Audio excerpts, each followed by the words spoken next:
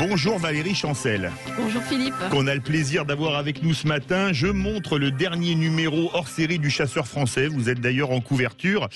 Alors, qu'est-ce qu'on peut faire du jardin? Vous allez nous parler des plantes anti-moustiques pour éviter les piqûres de moustiques qui sont fort désagréables l'été. Alors, je vous passe... Il y a mieux que les bougies à la citronnelle. Oui, alors je vous passe les conseils habituels, porter des vêtements longs, etc. Oui. Voilà. Alors la première chose déjà, c'est de penser à ne pas avoir trop d'eau stagnante, hein, parce que ça, les gens n'y pensent pas forcément. Alors il y a un nouveau produit qui vient de sortir justement. Ah. Ouais, c'est KB qui fait ça. En fait, c'est pour tous les bassins, les bacs de récupération d'eau, les tonneaux, Oui. là où vous pouvez avoir donc des larves, des pouponnières en fait à moustiques. Ben voilà, on met des petites gélules dedans, donc faut pas se tromper, vous voyez. Ah oui, c'est carrément des gélules, oui. C'est du silicone, en fait, ça va faire une fine pellicule qui n'est pas nuisible pour les plantes, mais qui va empêcher les larves et les nymphes de se développer. D'accord. Donc voilà, faut pas se tromper. Ah oui, mais ça c'est très pratique parce que si on détruit les larves, on détruit les moustiques. Ah oui, non, parce que les gens n'y pensent pas forcément. Donc c'est la base déjà, éviter, enfin maîtriser tout ce qui est stagnation d'eau. Donc on vide les coupelles et puis on met ça dans les tonneaux de récupération d'eau. Ensuite, bon, on a évidemment les petites lampes comme ça. Celle-là, elle est très sympa. Quand vous allez camper, elle fait à la fois lampe et puis, vous voyez.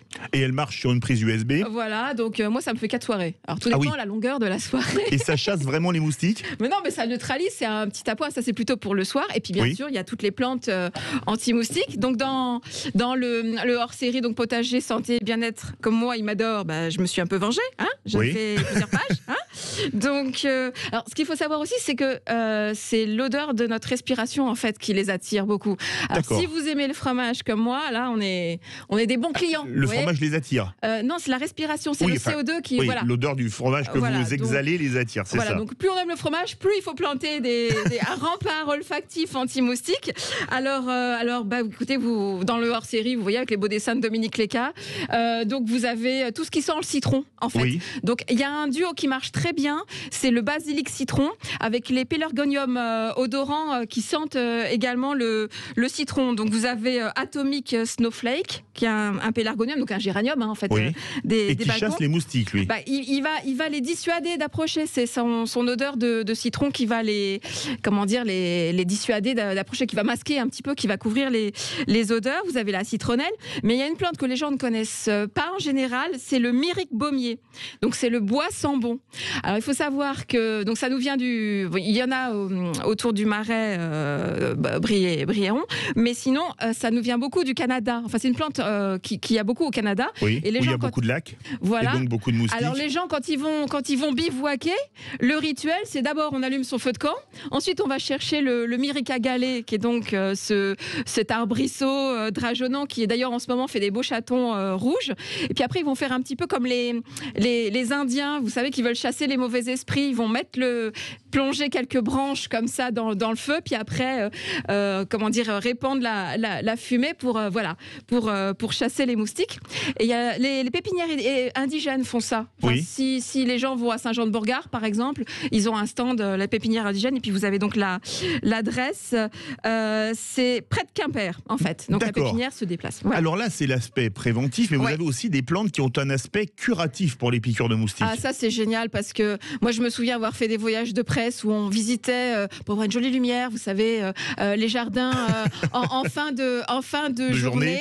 Voilà. Et alors là c'était carrément un escadron de moustiques qu'on avait qui nous coursait. Donc on s'est fait piquer. Oui. Et donc là faut penser au plantain. Le plantain lancé au lait. Si vous vous faites piquer, bah, vous récupérez une feuille de plantain. Donc les gens pensent que c'est vraiment qu'une mauvaise herbe, mais en fait c'est super. Quand on se fait piquer par les moustiques, on prend la feuille et on l'écrase en fait sur la piqûre, ça soulage. Autre voyage de presse en Sicile. Alors là, pareil, on s'est tous fait. Bah, Sylvie était là, les autres invités de Sud Radio Jardin. Voilà. Donc, alors les jardiniers ont été sympas là-bas en Sicile. Ils nous ont coupé un petit morceau d'aloe vera. Oui. Et alors là, on se l'aloe vera marche pour les piqûres de moustiques. Donc on s'est mis ça sur les piqûres. Alors, entre journalistes, on se repassait le petit morceau comme c'est de la bonne. Vas-y, ça soulage. Alors ça fait une espèce de sucre orange. Enfin on était un petit peu constellés. Mais donc le poireau aussi marche. Le poireau, le persil.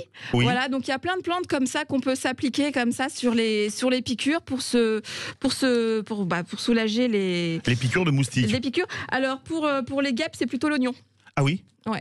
Donc tout ça c'est dans le hors-série, donc 6 plantes qui soulagent les piqûres. Vous mettez de l'oignon sur la piqûre de guêpe. Quand on n'a pas de vinaigre, on fait avec les moyens du bord, on est dans son potager, voilà. Ah oui, effectivement. Alors tous ces traitements préventifs et curatifs sont dans le numéro hors-série du Chasseur français. Voilà, dans un chapitre qui est plus destiné à comment éviter tous les petits bobos du jardinier, donc comment ombrager son potager. Et tiens, quand on se pique avec un rosier, on met quoi comme plante pour calmer? Parce que parfois c'est très douloureux. Hein. Déjà, il faut bien être vacciné un jour de son contre le tétanos, ça évidemment. Ouais. Mais pour calmer la douleur?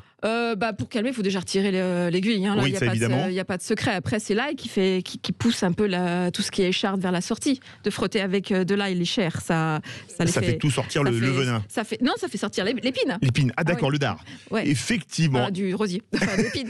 Eh bien écoutez, on retrouve tous ces remèdes, enfin ces méthodes préventives et curatives sur le Chasseur français, numéro spécial hors série, la vie grandeur nature. Alors ils mettent ça dans la chasse, mais moi je le mettrais plutôt dans le jardin, mais enfin voilà, c'est là qu'on le trouve. Effectivement, parce que la chasse à l'oseille et aux moustiques, c'est quand même relativement rare. Merci beaucoup Valérie Chancel, responsable des pages jardin du Chasseur français.